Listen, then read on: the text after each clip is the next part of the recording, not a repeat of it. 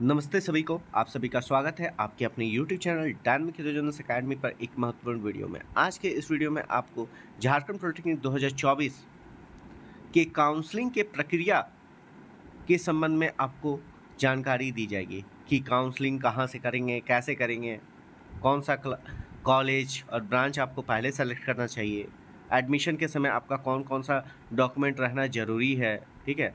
और जितना भी आपका अपडेट्स है कि हाँ आप अभी काउंसलिंग कीजिएगा, फिर आगे क्या प्रोसेस रहेगा, वो सारा चीज़ इस वीडियो में आपको विस्तार पूर्वक बताया जाएगा। तो वीडियो को शुरू करने से पहले आप सभी लोगों से कहना चाहूँगा कि इस यूट्यूब चैनल को सब्सक्राइब करके रख लें, ताकि आपको आगे काउंसलिंग का जो सीट अलॉटमेंट लिस्ट कैसे आता है, एडमिशन्स का प्रोसेस में, ठीक है, और फिर जाके आगे आप पढ़ाई करेंगे तो आपका जो भी ज़रूरी चीज़ें रहेंगी, ठीक है, चाहे वो एग्ज़ाम्स हो, एग्ज़ाम्स का रिजल्ट्स हो, ठीक है, रजिस्ट्रेशन हो, तो वो सारा इन्फॉर्मेशन, प्लेसमेंट, सब चीज़ आपको इसी चैनल के माध्यम से जानकारी मिलते रहेगा। तो चैनल को सब्सक्राइब करके रख लें। तो देखिए, जैसा कि आप सभी लोग स्क्रीन पे देख पा रहे होंगे कि सबसे पहला है कि हम लोग काउंसलिंग करेंगे कैसे, ठीक है। तो आप लोग अभी स्क्रीन पर देख पा रहे होंगे कि जेएसएसबी का साइट, आप लोग जेएसएसबी लिखेंगे तो आपको jessb.jharkhand.gov.in का साइट आपको मिलता है। इसी तरह इंटरफेस है उनका होम पेज का। तो यहाँ पे हम लोग नीचे स्लाइड करेंगे तो आपको दिख रहा होगा दो ब्लू बार में कि click here for all online submission JSSB 2024। तो आप लोग ऑनलाइन एप्लीकेशन सबमिशन कर चुके हैं, तो आपको अभी क्या करना है, काउंसलिंग करना है। तो यहाँ पे हम लोग क्लिक करेंगे, click here for all online counselling. यहाँ पे आप क्लिक कीजिएगा तो देखिए क्या आपको ओपन आ रहा है, ठीक है। तो यहाँ पे देखिए लिस्ट ऑफ ऑल काउंसलिंग है। तो सबसे पहले इंजीनियरिंग एडमिशन, इंजीनियरिंग रेगुलर का हो गया, फिर इंजीनियरिंग लेटरल है, तो ये आपको नहीं करना है। पॉलिटेक्निक एडमिशन है, आप डिप्लोमा लेटरल है, तो आप लोग पॉलिटेक्निक लेटरल नहीं है, आप लोग को पॉलिटेक्निक एडमिशन। तो सबसे पहले वाले लिंक पे क्लिक करेंगे। अब ये आप देख लिए, ठीक है। अब यहाँ से आप क्या करेंगे, देखिए यहाँ पे आपको न्यू रजिस्ट्रेशन नहीं, लॉग इन करना है, ठीक है। लॉग इन करेंगे तो लॉग इन पासवर्ड आप डालने के बाद ये आपको हो जाएगा, ठीक है।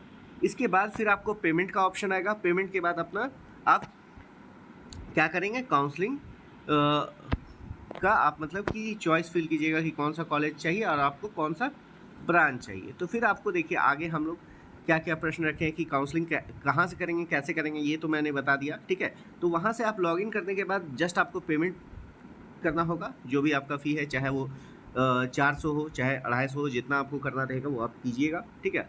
इसके बाद है कि कौन सा कॉलेज और ब्रांच आपको पहले सेलेक्ट करना चाहिए। तो देखिए सबसे पहले आप पॉलिटेक्निक कर रहे हैं तो आपको यही चॉइस में रहेगा कि आगे आप जाकर पॉलिटेक्निक के बाद आप बीटेक करेंगे या फिर प्लेसमेंट्स लेंगे, ठीक है। तो जो कॉलेजेस में, ठीक है, जो आपका अच्छा प्लेसमेंट्स है या फिर आपको मिलने का चांसेस ज़्यादा रहेगा, तो वैसे कॉलेज आप सेलेक्ट करेंगे। यदि आपका ज़्यादा अच्छा रैंक है तो आपका मन में यही होगा कि आप आदितपुर हो, रांची हो, धनबाद हो, ये सब कॉलेज मिले, ठीक है। उसके बाद फिर और बहुत सारे कॉलेज है झारखंड में। टोटल जो गवर्नमेंट कॉलेज की संख्या है, ठीक है, 17 है, जिसमें से 13 कोएड कॉलेज हैं, मतलब जीपीज हैं, ठीक है, गवर्नमेंट पॉलिटेक्निक है, और 4 आपका क्या है, गवर्नमेंट वुमेंस पॉलिटेक्निक है। तो गवर्नमेंट वुमेंस पॉलिटेक्निक आपका कहाँ है, गमरिया जमशेदपुर में है, रांची में है, बोकारो में है और दुमका में है, ठीक है। बाकी जो अन्य कॉलेजेस हैं, ठीक है, जो जीपीज आपका हुए, रांची हो गया, धनबाद हो गया, आदितपुर हो गया, निरसा हो गया, दुमका हो गया, खुटरी, बोकारो हो गया, कोडरमा हो गया, भागा, लातेहार, खरसावां, ठीक है। अब उसके बाद है आपका साहिबगंज, सिमडेगा, जगन्नाथपुर, ठीक है। इसके बाद 20 आपका क्या है, प्राइवेट कॉलेजेस हैं, ठीक है, और आपका 8 जो है सेमी गवर्नमेंट है। तो इस तरह करके कॉलेज का आपका लिस्ट है, ठीक है, सारे के बारे में मैं बताऊंगा, ठीक है। तो देखिए सबसे पहले तो मतलब कि आपको जो अच्छा है, ठीक है, ये नहीं कि हमारे घर के नज़दीक है, आपका अच्छा रैंक है लेकिन आपके घर के नज़दीक है तो कोई भी आप कॉलेज ले लिया और बाद में आपको 3 साल के बाद डिप्लोमा आपका कंप्लीट होता है, आपके पास कोई अच्छा जॉब नहीं रहता है, तो फिर आप पछतावा करेंगे। तो बहुत सारे वैसे विद्यार्थी हैं जिनको इन्फॉर्मेशन नहीं रहता है पहले, ठीक है, और वो घर के नज़दीक चाह के ले लेते हैं। तो यही अगर आपका है, ठीक है, तो आप एक बार प्लेसमेंट्स रिकॉर्ड्स उस कॉलेज का चेक कीजिए, उसके बाद आप वहाँ पे अपना काउंसलिंग में उस अनुसार से डालिए। क्योंकि देखिए 1-2 दिन तो समय नहीं मिलता है, एक ही दिन में ऐसा नहीं है कि काउंसलिंग बंद हो जाएगा, ठीक है। तो आपको समय मिलता है, ठीक है। आज आपका दूसरा दिन है तो आप लोग अच्छे से काउंसलिंग कीजिए, ठीक है।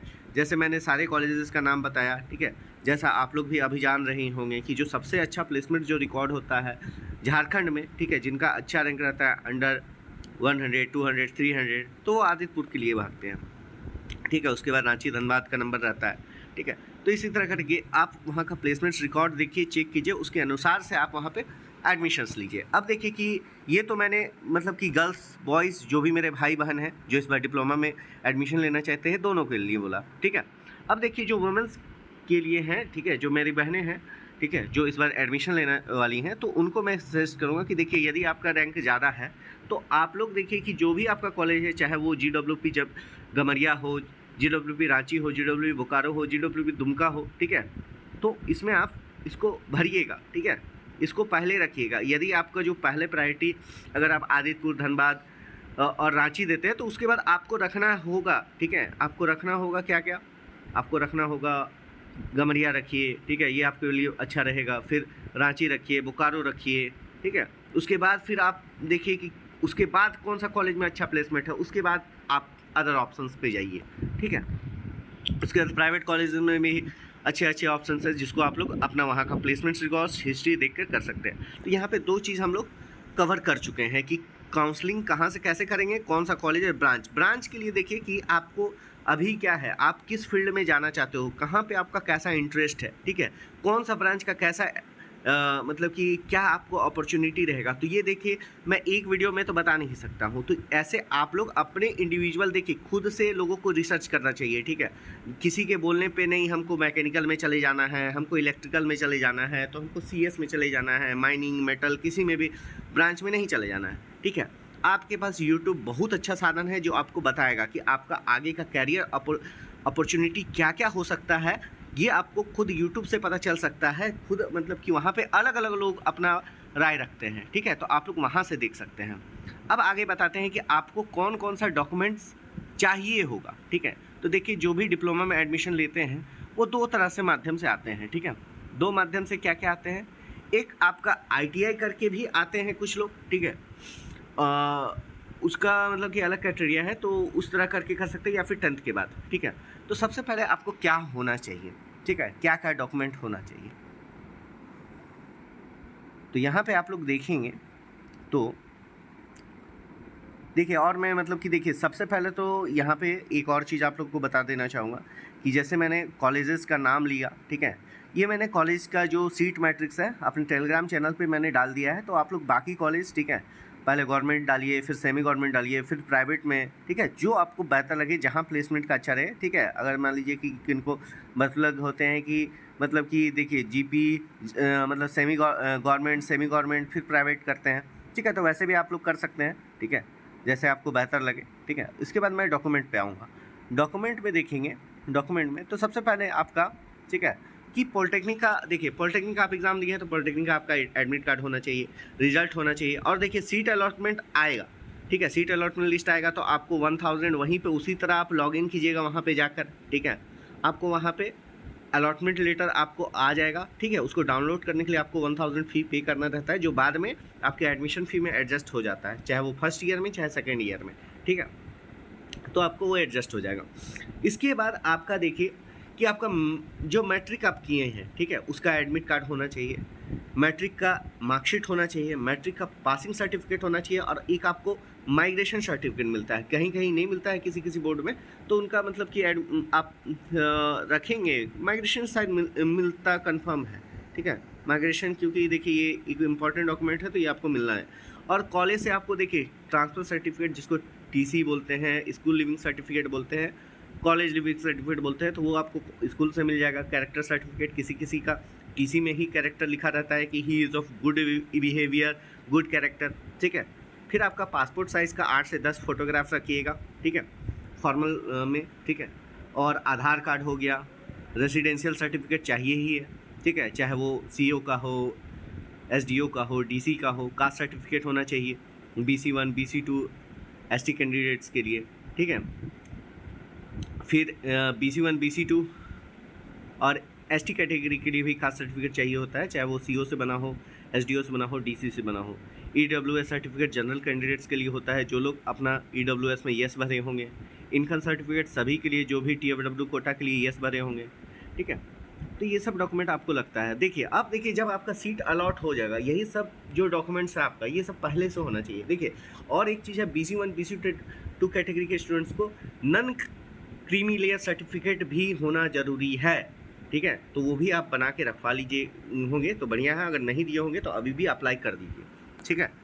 और इसके बाद देखिए ये सब डॉक्यूमेंट तो आपको पहले से होना चाहिए। अब देखिए अब जब आपका कॉलेज अलॉट हो जाता है, ठीक है, तब आपको क्या क्या बनवाना रहेगा, एक एंटी रैगिंग का सर्टिफिकेट बनवाना होगा। एंटी रैगिंग के लिए क्या करना होता है, कोड चाहिए, वहाँ पे पहले से लोगों के पास रहता है, जो भी टाइपिस्ट रहते हैं वहाँ पे, ठीक है, उनको वहाँ पे पहले भी रहता है। तो वो आपको एंटी रैगिंग का आपका नाम, कॉलेज का नाम, फादर्स नेम, एड्रेस लिख के वो आपका एडिट करके आपको फिर बना के दे देंगे, ठीक है। मेडिकल सर्टिफिकेट के लिए मेडिकल सर्टिफिकेट का हम लोग फॉर्मेट भेज दिए हैं, किसी भी डॉक्टर से हमारा टेलीग्राम चैनल में फॉर्मेट भेजा गया है, तो वहाँ से आप फॉर्मेट को देख के उस अनुसार किसी भी डॉक्टर से लिखवा कर दे सकते हैं। जो भी गैस्टेड हो, जिनका अपना रजिस्ट्रेशन नंबर हो, सर्टिफाइड डॉक्टर हो, उनसे कर सकते हैं, ठीक है। उसके बाद आपका गैपिंग सर्टिफिकेट, यदि आप 10th के बाद या फिर 12th के बाद गैप लिए होंगे, ठीक है, उसके बाद डिप्लोमा में एडमिशन ले रहे होंगे, तो वो आपका एफिडेविट होता है, उसका भी फॉर्मेट भेज दिए हैं। कहीं कहीं पे नॉट वर्किंग का भी मांगता है, तो उसका भी हमने एफिडेविट का फॉर्मेट भेज दिया है। तो इस तरह करके सारा आपका प्रोसीजर है, ठीक है। सभी जानकारी हम लोग अपडेट्स दिए हैं। यदि फिर भी किसी भी विद्यार्थी को, ठीक है, कोई भी तरह का दिक्कत आता है, तो आप लोग इस दिए गए नंबर पर, देखिए थंबनेल पे आपको नंबर दिया गया है मेरा, ठीक है, तो इस पर आप लोग मैसेज के, व्हाट्सएप मैसेज के द्वारा कांटेक्ट कीजिए, ठीक है।